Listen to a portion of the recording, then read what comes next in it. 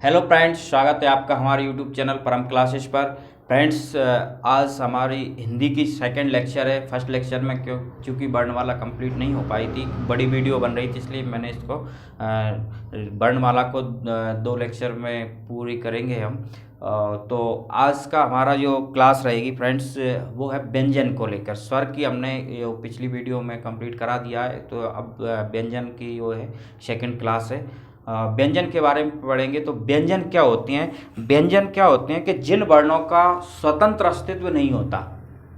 कोई जो वर्ण है हिंदी में, उन वर्णों का स्वतंत्र अस्तित्व नहीं है। ये क्या स्वर की सहायता से ही बोले जाते हैं या पढ़े जाते हैं व्यंजन। तो ये उनको क्या कहलाते हैं? वो वर्ण जो स्वर की सहायता से लिखे जाते हैं या बोले जाते हैं, हम बोल सकते हैं उनको हम क्या बोलते हैं? व्यंजन। ठीक है। और व्यंजन की एक परिभाषा और आप ये नोट कर सकते हैं कि स्वर की सहायता से बोले जाने वाले वर्ण व्यंजन कहलाते हैं। स्वर जरूर इनमें शामिल होगा। जैसे आप देखिए, आपने देखा होगा, जैसे का हमने पढ़ा, का ये क्या है? व्यंजन है। लेकिन आप इसमें ये बात याद रखना, ये का हैगा तो इसमें आ लगा हुआ है, क्योंकि इसमें प्रत्येक व्यंजन के उच्चारण में आप कोई सा भी आप वर्ण पढ़ेंगे तो आप उसमें आ जरूर रहेगा। अगर आ नहीं रहेगा तो ये कैसा रहेगा? अगर हम इसमें से आ निकाल दिया जाए तो ये कैसे बनेगा? देखिए आप, का, और ये इसमें हलंत लगा हो जाता है और फिर इसमें आ जोड़ा रहता है, तब जाके ये पूरा का बनता है। तो हलंत लगा है तो ये तब इसमें आ मिल जाएगा, ये पूरा क्या होगा? वर्ण बनेगा ये। ठीक है फ्रेंड्स, तो आप समझ गए होंगे कि व्यंजन की परिभाषा क्या होती है कि स्वर की सहायता से बोले जाने वाले वर्ण को हम व्यंजन वो कहते हैं। और अगर आ नहीं होगा किसी भी, प्रत्येक व्यंजन के उच्चारण में आ स्वर मिला होता है, मतलब आ नहीं होगा तो पूर्ण वर्ण नहीं बनेगा वो व्यंजन का। तो फ्रेंड्स, इनमें हम व्यंजन में मूल संख्या की कितनी होती है? तो मूल संख्या इसमें रहती है कितनी? मूल संख्या रहती है 33। ठीक है फ्रेंड, 33। और इसमें कुल संख्या कितनी हो जाती है फिर? और इसमें ऐड कर देंगे हम, तो कुल संख्या हो जाती है इसकी कितनी? 39। अभी तो आप इतना नोट करिए, मैं आपको बताऊंगा कि 33 कौन कौन से 33 में क्या आएंगे और 39 में क्या हो जाएंगे। ठीक है। तो 39 टोटल आपने देखे होंगे हिंदी में, हिंदी वर्णमाला में 52 जो 52 वर्ण रहते हैं, इसको हमने मान्यता दी है हिंदी में। तो 52 वर्ण जो है, तो 52 वर्ण कैसे हुए कि 39 ये हुआ है, और 13 जो हमारे रहते हैं क्या किस में आते हैं? इनको हमने आ से हा तक जो 11 स्वर और प्लस 2 अयोगवा, तो 39 और 13 को आप ऐड करेंगे तो हो जाएंगे कितने? 52। अब मूल संख्या 33 और ये 39 कैसे होंगे वो मैं आपको अभ्यास समझाता हूँ। तो देखिए आप कि 25 जो रहते हैं वो क्या रहते हैं? स्पर्शी व्यंजन रहते हैं। फिर आपके या, रा, ला और वा, 4 ये हो गए। फिर आपके हो जाएंगे शा, शा, सा और हा। कितने हो गए आप? 25, 4 29 और 4 33। इस तरीके से ये हो जाते हैं हमारे क्या? मूल स्वर। अब फिर हमने देखा था कि 39 भी मैंने बताया था, तो 39 में क्या हो जाते हैं? फिर आपने देखा होगा छा, त्रा, ज्ञा। इसको देखो, वैसे अगर हम बात करें इसको तो ये ज्या, ज्या पढ़ते हैं इसको, ज्या, क्योंकि ये ज्या और या से इससे मिलकर बनता है। ठीक है, वो अपन और बाद में देखेंगे, अब इनको अभी तो अपन इसको ही समझते हैं। और एक और हमारा होता है शिरा। ये 4 ये, तो देखिए आप कितने हो गए? 25, 4 29, 4 33 और 4 37। अभी भी 39 नहीं हो पाए, तो 39 के लिए फिर 2 और देखो आप, क्या होता है हमारा? डा, ये वाला, और एक होता है हमारा ये वाला। देखिए एक तो होता है डा और ये होता है ढा, लेकिन ये अलग है। इसमें जो बिंदी रहती है ये नीचे लगी रहती है, ये बात आपको समझना है। ये द्विगुण जिन्हें व्यंजन पढ़ते हैं, मैं अभी बताऊंगा कि इसको क्या बोलते हैं, वो अपन अभी समझेंगे। पहले हम ये समझते हैं कि 39 संख्या कैसे हुई आगे। तो ये 2 इनकी संख्या अब आप ऐड करेंगे तो देखिए 37 और 2 39। तो मूल कितने हो जाएंगे? 25, 4 29, 4 33 यहाँ तक। फिर ये छात्रा, ज्ञा और श्रा, इनको और ऐड कर देंगे तो कुल संख्या हो जाती है हमारी 39। ठीक है। ये ड जो 3 प्रकार का रहता है, एक तो देखिए, एक इसको बोलते हैं अंग। ठीक है, एक होता है ये डा और ये होता है अड़ा। ठीक है, अड़ा ये वाला। ठीक है, तो इनको अभी और अपन समझते हैं। पहले तो हमने ये देखा मूल संख्या और ये कुल संख्या। अब मैं इनको आपको अलग अलग ये इनको पढ़ाता हूँ, ये कैसे कौन कौन से हैं, क्या बोलते हैं इनसे। तो फ्रेंड्स हम व्यंजन के भेद देखते हैं। अभी हमने परिभाषा पढ़ी थी, अब व्यंजन के भेद देखते हैं। तो व्यंजन को मैं आप एक को शॉर्ट लिस्ट कर देता हूँ। स्पर्शी व्यंजन, स्पर्शी व्यंजन कितने होते हैं, तो ये संख्या रहती है इनकी कितनी, 25। ठीक है, तो ये कहाँ से कहाँ तक होते हैं, का से लेकर माँ तक। ठीक है, 25 अभी अपन इसको डिटेल में और करेंगे। तो पा पा बाबा माँ, ठीक है, तो का से लेकर आपके कहाँ तक, माँ तक। फिर अंतस्थ व्यंजन, अंतस्थ व्यंजन की बात करें तो कौन कौन से आ जाएंगे इसमें, या, रा, ला और वा। या, रा, ला, वा, ये कितने होगा इसमें, मूल कितने होगा, ये 4। ठीक है, इनकी संख्या कितनी, 4, ये 25। अंतस्थ व्यंजन कौन से होते हैं, तो अंतस्थ व्यंजन में अगर आप जो हमारी बोलते समय जो हवा रहती है, वायु, वो कहाँ जाती है, अंदर जाती है। जैसे या, आप देखो, या, वा, रा, ला और वा। ठीक है, तो ये वायु क्या होती है, अंदर की ओर जाती है, इसमें इसको अंतस्थ व्यंजन बोला जाता है ना। तो 4 आते हैं। अब बात करते हैं किसकी, ऊष्म व्यंजन की। तो ऊष्म व्यंजन कौन कौन से होते हैं फ्रेंड्स, ऊष्म व्यंजन में आप देखिए, अगर इनको हम बोलेंगे कौन कौन किस किस को, तीनों सा जो होते हैं, शा, सा और हा, ये भी कितने हो गए, 4। इसमें क्या होता है, जो वायु हैगी ना वो अंदर से बाहर की ओर आती है। आप हाथ लगा के आप देखो, गर्म वायु जो हमारे अंदर गर्म हो जाती है, वो आप हाथ लगा के देखेंगे, शा शा शा हा। तो इसमें अंदर से जो वायु है वो कहाँ आती है, बाहर आती है। ठीक है, और इनको ऊष्मा के साथ, तो इसलिए इसको क्या बोलते हैं, ऊष्म व्यंजन। अब फिर होते हैं कौन से, संयुक्त व्यंजन। संयुक्त व्यंजन में कौन कौन से आ जाते हैं फ्रेंड्स, तो इसमें आते हैं छा, त्रा, ज्ञा और श्रा, ये 4 आ जाते हैं। तो ये कौन कौन से होते हैं, क्योंकि ये वर्ण हैं, चारों वर्ण, ये चारों वर्ण, 2 वर्ण जो होते हैं उनके मेल से बनते हैं, इसलिए इनको क्या बोलते हैं, संयुक्त व्यंजन हम बोलते हैं। ठीक है फ्रेंड्स, अब अगला है आपका द्विगुण व्यंजन। इसको द्विगुण व्यंजन, इनको आगत भी बोलते हैं और इसको उत्क्षिप्त भी बोलते हैं। अगर आपसे पूछा जाए, जैसे ऑप्शन दे देते हैं, प्रिकॉशन आ जाता है इनमें से, ऊष्म व्यंजन कौन सा है, 4 ऑप्शन दे देंगे, एक 3 अलग दे देंगे, एक ऊष्म का दे देंगे। ठीक है, ऐसा ही क्वेश्चन में अगर कहीं द्विगुण व्यंजन से आ जाए या आगत व्यंजन पूछ लें, 4 ऑप्शन रहेंगे, उनमें से एक अकेला ऑप्शन में रहेगा, आपसे पूछ सकते हैं आगत व्यंजन कौन सा है। उत्क्षिप्त, एक और आप याद रखना, उत्क्षिप्त, इसको उत्क्षिप्त भी बोलते हैं। कौन कौन से होते हैं, एक ऋणा और एक ऋणा। ये दोनों जो हमारे वर्ण हैं वो कहाँ से आए, तुर्की से आए हुए हैं, इसलिए इनको आगत भी बोलते हैं, द्विगुण बोलते हैं। दो गुण रहते हैं इनमें, इसलिए द्विगुण और उत्क्षिप्त बोलते हैं। ठीक है, तो ऑप्शन में इनमें से जैसे अंतस्थ का ये दे दें 3 और 1, इनमें से पूछें अंतस्थ व्यंजन कौन सा है, स्पर्शी व्यंजन कौन सा है। ठीक है, तो आप इनको एक इस लिस्ट में, ये शॉर्ट में आपको बता दिया है, आप इनको समझ लेंगे तो आपको ये पूरे जो 39 वर्ण हैं ये समझ में आ जाएंगे। ठीक है, तो व्यंजन के जो भेद थे, स्पर्श व्यंजन या उदित, इनको बोलते हैं अंतस्थ व्यंजन, ऊष्म व्यंजन, संयुक्त व्यंजन और द्विगुण। ये हमने व्यंजन को इतने प्रकार में बांटा है। अब हम सबसे पहले हम स्पर्श व्यंजन को समझेंगे, स्पर्श व्यंजन कौन कौन से रहेंगे। ठीक है, तो स्पर्श व्यंजन को हम समझते हैं। तो व्यंजनों का हम वर्गीकरण करते हैं। तो पहला स्पर्श, जो स्पर्श व्यंजन है उसको हम पढ़ते हैं, स्पर्श व्यंजन को वर्ग देखते हैं इसका। तो देखिए, अब स्पर्श व्यंजन अगर मैं आपसे बात करूं इस तरीके से, हमारा ये गर्दन यहाँ से ये स्टार्ट है और यहाँ से हमारा मुख द्वार मान चलो ये आवाज़ निकलना है। तो पहला जो होगा वो कौन सा, ये हमारा गले का ये रहता है, वो कौन सा रहता है, कंठ। कंठ रहता है, तो पहला जो रहेगा वो कहाँ से निकलेगी आवाज़, हमारा वर्ग रहेगा कंठ।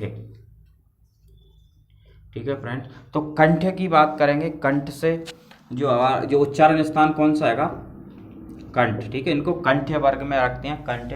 तो कंठ में कौन कौन से आ जाएंगे, यहाँ से ये वाला हमारा, तो इसमें आएगा वह कौन कौन सा, का वर्ण।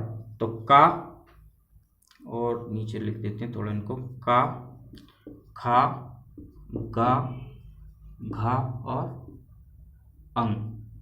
ठीक है, तो ये किस में आ जाएंगे, कंठ वर्ग में। ठीक है, का, खा, गा, घा, अंग। फिर अब देखिए, अब कंठ के बाद हमारा क्या आता है, तालु। क्रम बिल्कुल हमारा यहीं से यहाँ तक का हैगा, सिर तक मुंह तक जो बोलेंगे पूरा। तो कंठ के बाद आता है तालु, इसको हम क्या बोलते हैं, तालव्य। तालव्य, ये कहाँ से होता है, ये आवाज, ये कहाँ से उच्चारण होता है, तालु से।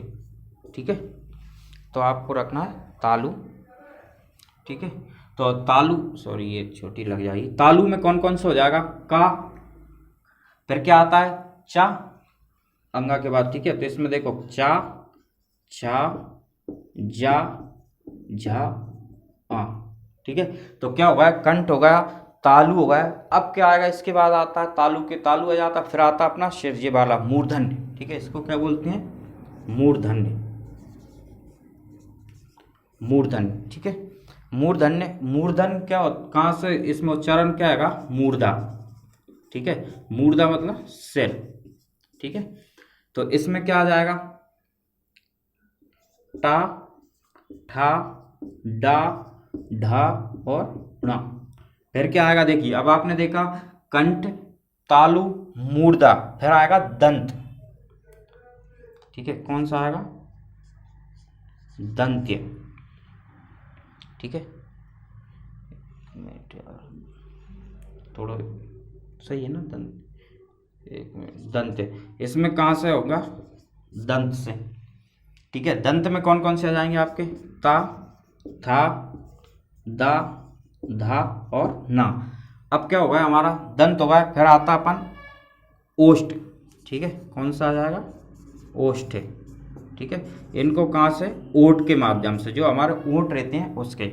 इसमें कौन कौन से आ जाते हैं, पा, फा, बा, भा और मा। ये टोटल आप काउंट करेंगे इनको तो 25 हो रहे होंगे। ठीक है, एक मिनट।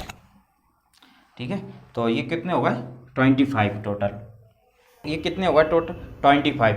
अब हम इनका और वर्गीकरण करते हैं, इनको बांटते हैं अलग अलग भागों में, इनको बांटते हैं। तो देखिए अब कंठे जो रहते हैं, इसमें कौन सा का वर्ग आता है, और आपसे पूछा जाए तालब, तालब में चा वर्ग आता है, और मूर्धन्य में टा वर्ग आता है, और दंत में ता वर्ग, और ओष्ठ में पा वर्ग। आप इनको बिल्कुल अपने बोलकर आप समझ सकते हैं। अगर आपको याद करने के लिए आप अपना जो बोलते हैं ना, उसी टाइम आप उसको आप समझिए अच्छे से कि हमारी जो आवाज़ है वो कहाँ से। देखिए अगर मैं का बोलूँ तो का वाला वर्ण पे आप यहाँ पे हाथ रख के आप देखिए, का, ख, ग, घ, अंग।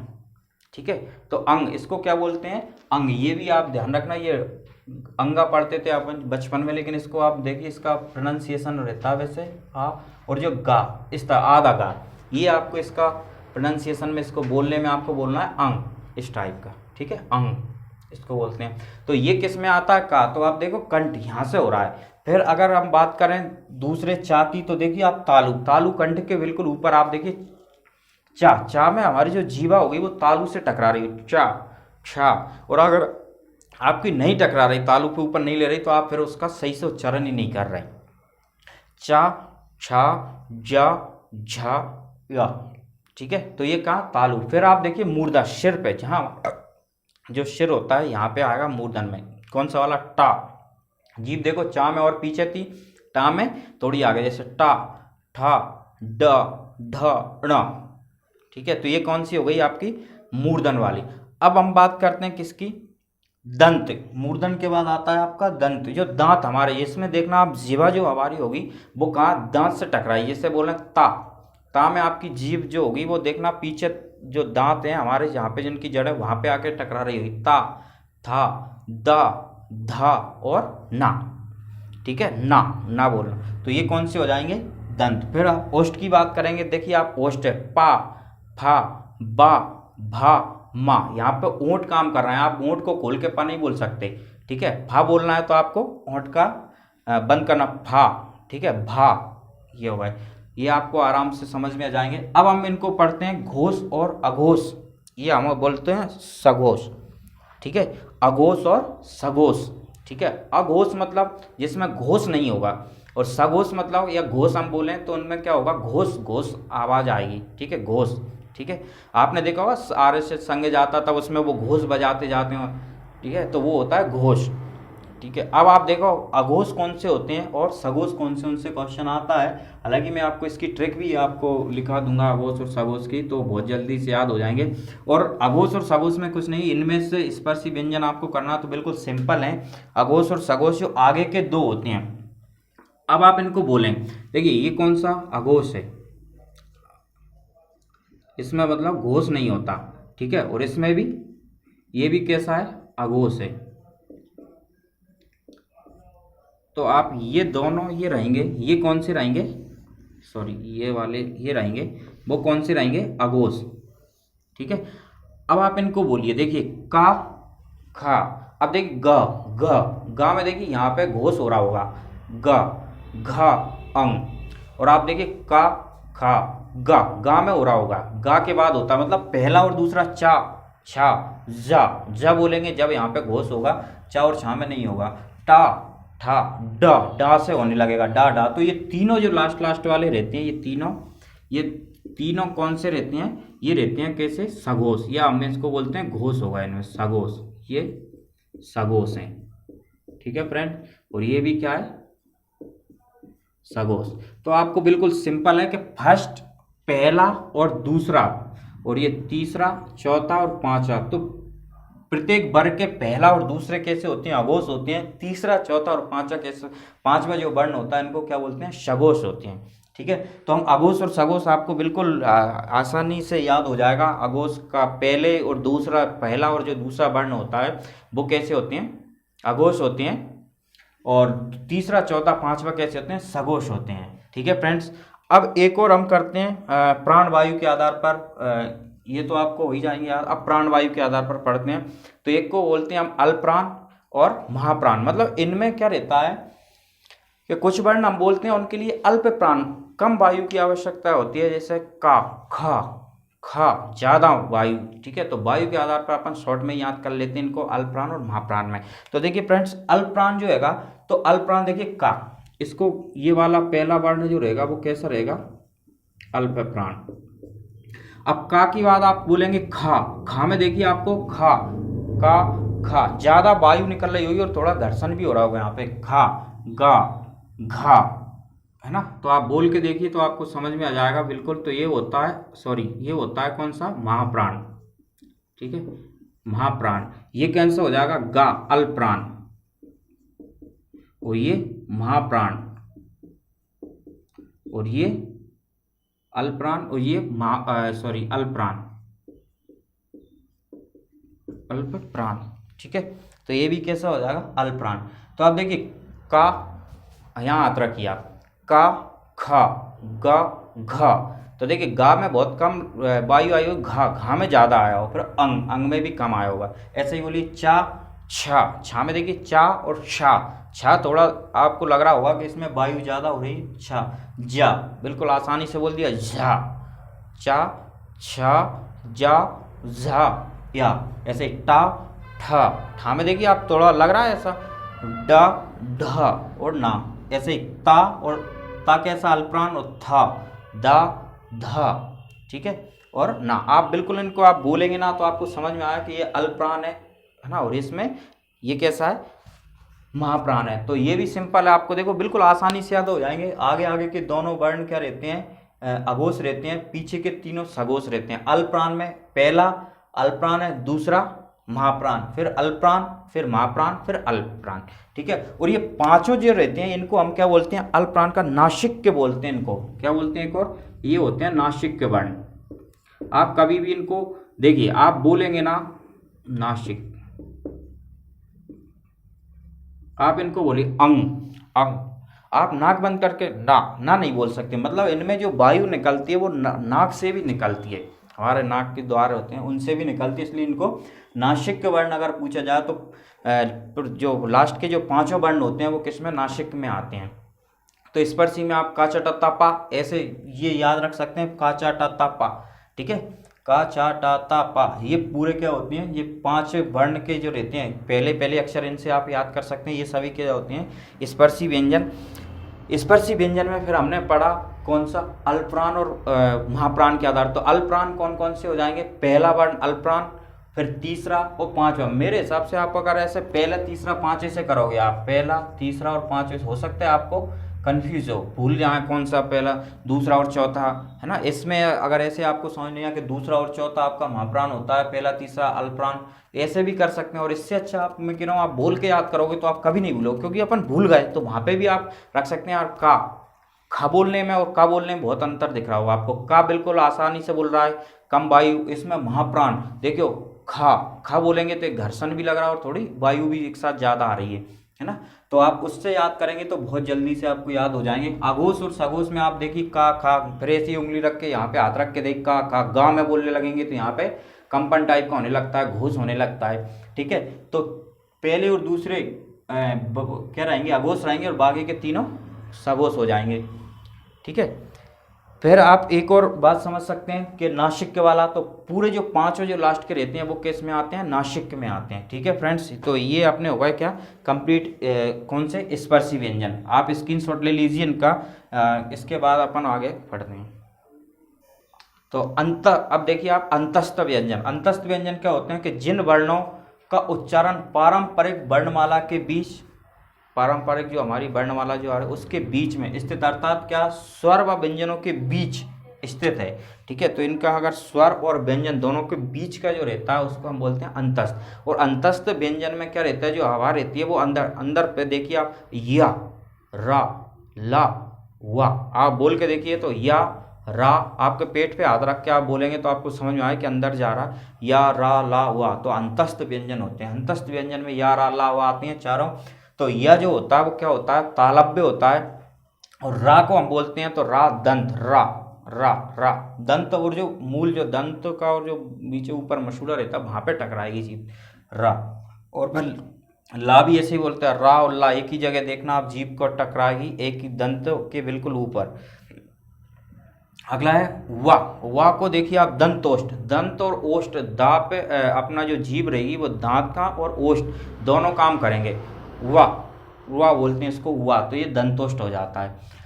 और रा को एक और बोलते हैं लुंठित। इसमें जीभ जो होती है ना वो कैसी होती है, लुढ़क सी जाती है, इसलिए इसको लुंठित बोलते हैं। और ला हम जब बोलते हैं ला, तो इसमें होती है पार्श्विक। तो जीभ जो देखिए ला, ला बोलेंगे तो पार्श्विक ऐसी पलट जाएगी और इसके अगल बगल से हवा निकल जाती है, ला, ठीक है। तो इसलिए इसको पार्श्विक बोलते हैं, है ना। और जो या और वा, इनको अर्धस्वर भी बोलते हैं। ध्यान रखना जब हम बोलते हैं तो इनको ये जैसा स्वर करते हैं उसके जैसा उच्चारण रहता है इनका थोड़ा, तो इसलिए इनको अर्धस्वर बोला जाता है। आप ये भी बात याद रखना है, अर्धस्वर, ठीक है। या और वा को क्या बोला जाता है, अर्धस्वर। क्वेश्चन आ सकता है अर्धस्वर कौन कौन से होते हैं, तो या और वा अर्धस्वर माने जाती हैं, ठीक है। और अंतस्था में आप बता ही दोगे, या, रा, ला, वा, या की तालब, ये भी मैं आपको बिल्कुल एक कौन से कहाँ से बोलते हैं इसकी एक ट्रिक्स है, मैं आपको पूरा याद करा दूंगा।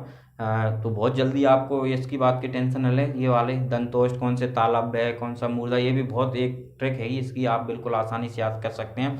बाकी क्या आपने स्पर्शी व्यंजन में तो आप इसी तरीके से क्रम से काक, चा, फिर ता, अच्छा, चा, टा, ता और पा, ऐसा जो क्रम आता है उसी हिसाब से यहाँ से लेके यहाँ तक स्पर्शी व्यंजन कहेगा। ये वाले भी अगर आप कंफ्यूज हो गए तो मैं आपको बढ़िया शॉर्ट ट्रिक से याद करा दूंगा। फिर अब ये चारों जो अंतस्थ व्यंजन होते हैं वो पूरे सघोष होते हैं। इनमें घोष होता है या, बोलेंगे जब देखना आप, या, रा, ला, वा, यहाँ रख के देखेंगे तो आपको मिलेगा सघोष। और ये अल्पप्राण होते हैं, इनमें हवा जो रहती है वायु बहुत कम निकलती है, इसलिए इनको अल्पप्राण बोलते हैं। तो ये हो गए आपके कौन से, अंतस्थ व्यंजन कंप्लीट। अब हम अगला जो व्यंजन का वर्गीकरण में अगला हैगा वो हैगा आपका कौन सा, ऊष्म व्यंजन, उसको हम पढ़ते हैं। तो अगला है ऊष्म या हम इनको बोलते हैं संघर्षी व्यंजन। ऊष्म व्यंजन में कौन कौन से आते हैं वो हम समझते हैं। तो पहले इसकी परिभाषा पढ़ते हैं कि उच्चारण करते समय जो वायु होती है मुख के किसी भी स्थान में अगर जाकर टकराएगी, घर्षण करेगी, ठीक है, रगड़ेगी, निकलने पर अब वो टकराएगी तो क्या करेगी, ऊष्मा पैदा करेगी, इसलिए हम इनको बोलते हैं क्या, ऊष्म व्यंजन, ठीक है। अब कौन कौन से आते हैं इसमें, तो आपका कौन कौन सा जाएगा, तीनों शा। देखो शा, शा, सा, आप तीनों सा में अंतर करिए। आप देखिए पहला जो सा होता है जिसको हम अभी तक पढ़ते आ रहे थे, आप लोग कहते हैं शक्कर का सा, है ना। तो शक्कर का नहीं बोलना, अब आपने बोलना तालब, तालू वाला। इस पे जो इसको हम बोलेंगे जब देखना जीभ जो होगी हमारी तालू, शा, शा, तालु को टच करेगी तब बोलेंगे इसको शा।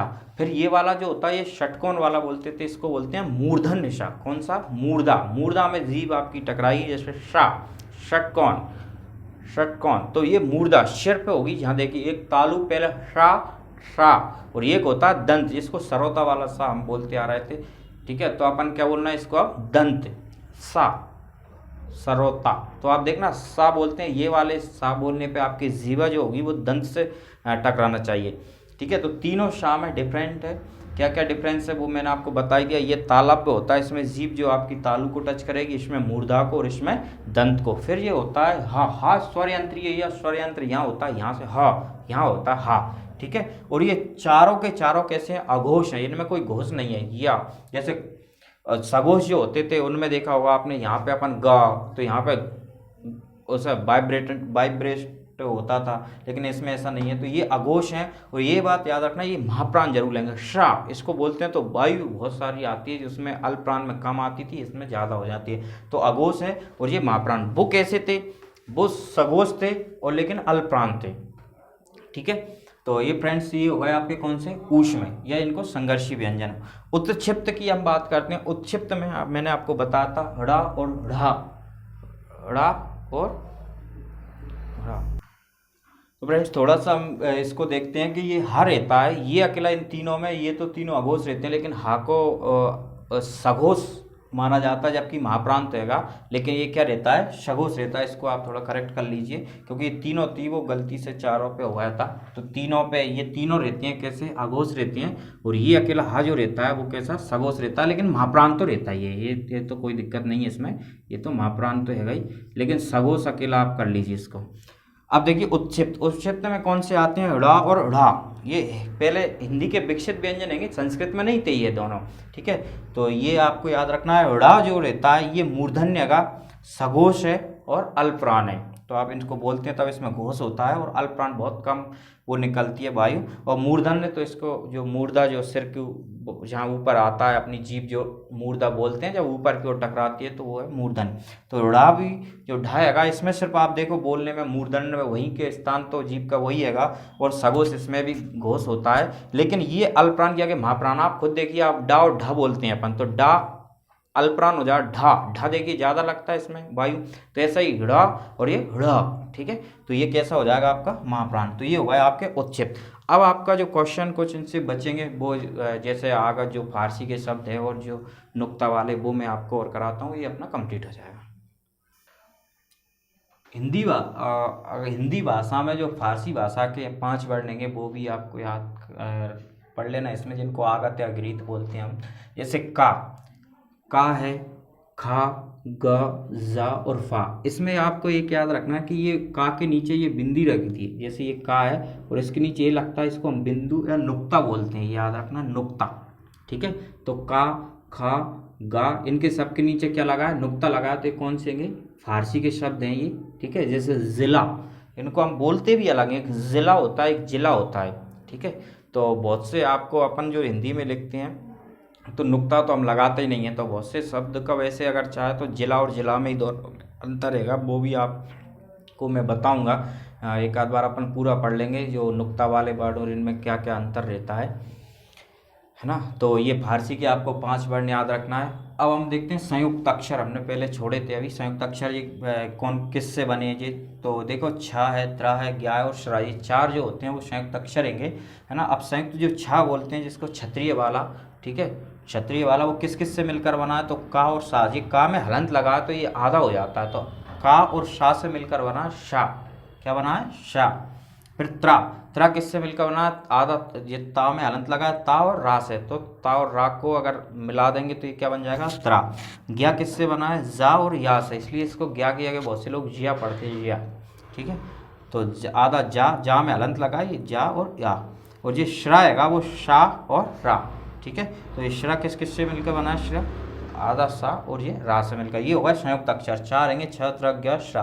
ठीक है, तो ये 4 और ये इनसे मिलकर बने हैं। और एक नोट करके आप एक और लिख लेना, जो आ वर्ण होता है इसको शहीद वर्ण भी कहा जाता है, शहीद। ठीक है, एक बार आया था क्वेश्चन में, तो आप ये याद रख लेना। संयुक्त अक्षर में आपसे ये पूछ सकते हैं कि जो छा बना है वो किस किस से मिलकर बना है। और एक इसमें आपको एक बात याद रखना कि जो हलंत होता है जो आगे वाले जो वर्ण रहता है उसमें लगता है, ना कि पीछे वाले में। ठीक है, तो ये आपको रखना है। और पूछ सकते हैं ये किससे मिलकर क्या बना है, इनमें से ये हो जाएगा आपके। ये फारसी के शब्द देंगे आप व्यंजन में, तो आपका कंप्लीट है ना। तो फ्रेंड्स, इनको आप पूरा आपके नोट्स बना रहे हैं उसमें आप नोट कर लीजिए। और हमारे जो वीडियो अगर आपको पसंद आए तो लाइक ज़रूर करें, शेयर करें। और हमारे जिस भी भाई ने, जिस भी फ्रेंड्स ने हमारे चैनल को सब्सक्राइब नहीं किया वो प्लीज़ इसको सब्सक्राइब कर लें, ताकि हमारी जो वीडियो डलती हैं वो आपको उनका नोटिफिकेशन मिल जाए। और अपने फ्रेंड्स को शेयर करें। Thank you very much. जय हिंद।